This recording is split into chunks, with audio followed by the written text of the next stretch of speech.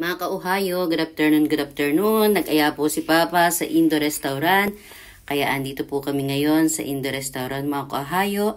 Ito nga po pala yung entrance. Ito po yung gustong-gusto ko pong ilagay sa aking garden, mga ka-Ohio, sa bahay. At ito po ang kanilang garden sa labas ng kanilang restaurant. Akala mo may pool, mga ka-Ohio. Napakaluwang po nung kanilang fountain po na yun. At ayan na po yung niyog-niyugan na gustong-gusto ko pong ilagay sa aking garden, sa aking house. Sana ako rin po ay makabili, mga ka-Ohio. Ang ganda po ano. At ito na po, nasa loob na po kami, naka-order na po kami.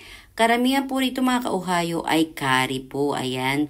At may mashed potato po. At ito pong nakikita nyong colorful po na yan. Yan po ay rice po nila, mga ka-Ohio. Napaka-very thin po, mga payat po yung kanin po nila.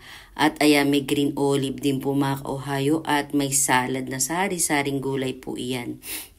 May dressing pong kasama, may chicken po at meron din pong naan, mga ka-Ohio.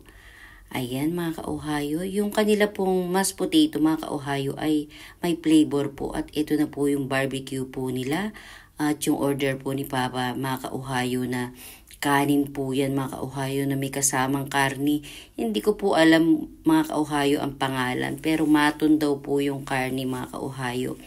Pero talaga nagustuhan ko po dyan ay yung curry po at saka po yung green olive. Napakasarap po ng green olive, mga ka-Ohio. Gustong-gusto ko po yung green olive. Kain po tayo, mga ka-Ohio. Ito po ang aming lunch steak ni Papa. Salamat. God bless.